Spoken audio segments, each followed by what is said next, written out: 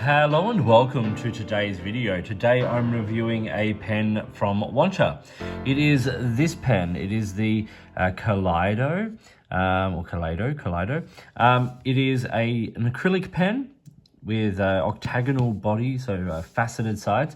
I'm going to talk about the parts and features of this very nice pen, do a writing sample and pros and cons and all of that kind of stuff.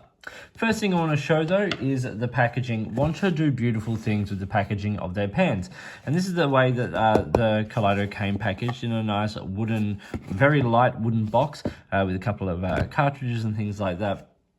It's very, very nice and simple, and even coming, on one of their relatively more affordable pens, which is really lovely. Okay, so starting at the top of this pen, we get in a gold-coloured end cap there, we get a crown, because this particular version of the Kaleido is from the Queen series. And this is the Horizon finish. There are 3 finishes available. This is the Horizon version. There's also the Sunset Glow and the Deep Mountain Spring. And this Queen version differs from the original Kaleido, which had 12 sides. This has 8. Very, very nice. The Horizon model is designed to emulate the horizon. So you've got these straight lines down the pen in the material, which is very, very nice. And the pattern is not designed to line up at all. It is designed actually to not line up, giving interesting lines and angles on each pen so that each one is completely different. So yes, as I said, gold medallion there with the logo, and it says on there, as well as the crown, it's got Wancher 925, born in Japan since 2011. I like it a lot. It's beautiful. So the pen continues straight right through to the end, and as I said, it's got these 8 facets cut into the material, and then on the end we see a lovely cross section of those lines, of those facets of color. I think it's really beautiful. It's a nice touch to sort of get that unique ending to the pen there. Now it is a screw cap, and it comes off in 3 1/4 turns, which is quite a lot, but it does make a very secure pen and secure posting. There's a large step down onto some threads, a little gold ring, and then a thin cylindrical section, which leads down to that number 5 Yovo steel nib and plastic feed. The nib is it's laser engraved with the Wancher logo there. And as you can see, this is an M for medium. It's a very nice nib.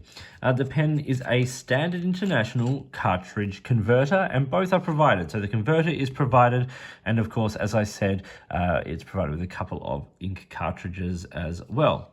Now, given the profile of this pen, obviously it doesn't post. It's not designed to post, but those facets also allow for the fact that the pen isn't going to roll around.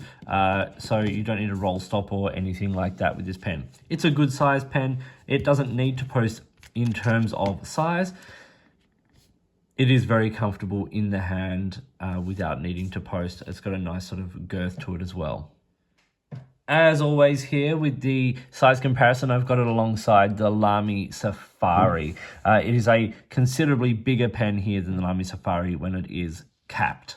Uncapped, it comes in still a tiny bit longer, but obviously because it doesn't post, the Lamy can get to an extended writing length beyond that of the Wancher Kaleido fountain pen. So what are the dimensions of the Wancher Kaleido Queen Horizon fountain pen? It's 150 millimeters when it's capped. Uncapped, it's 137, making it, as I said, quite a nice length in the hand. It would be challenged to find people with hands that can't use this pen when it is uncapped. And of course, it doesn't post.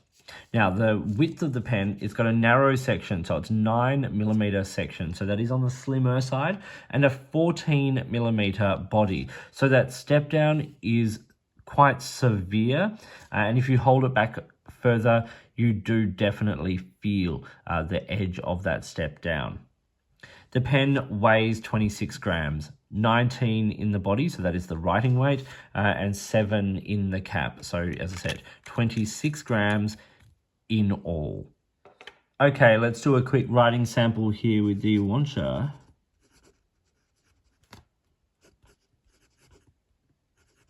Kaleido. So this is the Queen version in Horizon.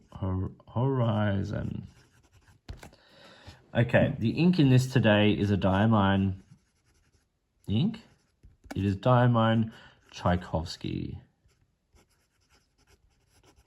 from the music series.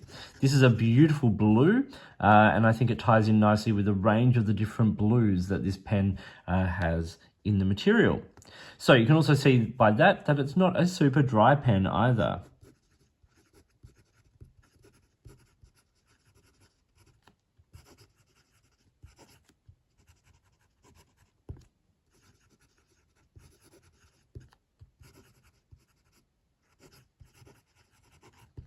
Okay, it is smooth, but there is some feedback on this nib. This is a pen I've really enjoyed writing with, and I haven't found myself feeling that step down under my fingers, but it is a narrower section, which I do feel in my fingers. Quick writing.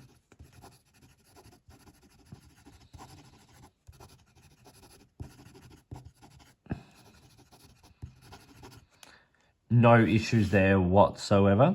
Reverse writing, very scratchy, but they're not necessarily designed for that, but you can get a couple of words out if you need to. Flex writing, it's a stiff nib. I wouldn't push it. Like, you get a tiny little bit more ink down, but nothing really. As I said, it's pretty wet and it writes very, very nicely. I've had no problems with hard starts. I've had no problems with ink starvation, nothing like that. This pen has continued to write beautifully and well since the day I first inked it, and continuing to do so here. What does this very interesting fountain pen cost? Well, it costs $85 US. So this is a very affordable pen from Wancher. Sure, it's not any of their Urushi pens or their Ebonite pens or any of those beautiful fancy finishes that they often have on their pens. It is a simple acrylic pen using, a standard international cartridge converter and a steel number 5 Yovo nib. But $85 US is pretty reasonable for a pen of this quality. So let's talk about some pros and cons. There are a few things I think will be cons to some people. Firstly, it doesn't post. So if you have someone who wants their pens to post, this is not one of them. The second thing is the section. It is a slim section and you feel it slim in your hand. And because it is a smaller nib, you kind of want to hold it further back. But when you do, there is a big and quite noticeable step down off the barrel. That is just one of the things that goes with a pen of this design and this shape. So keep that in mind. For some people, the material not lining up is going to be a bit of a pain. I don't mind it. I get what they're going for, and I think it's quite nice and quite unique. But there are lots and lots of pros. Firstly, it's got a lovely smooth nib on it. I enjoy writing with this nib. It's nice to write with, and it's very, very reliable, which is a big, big pro.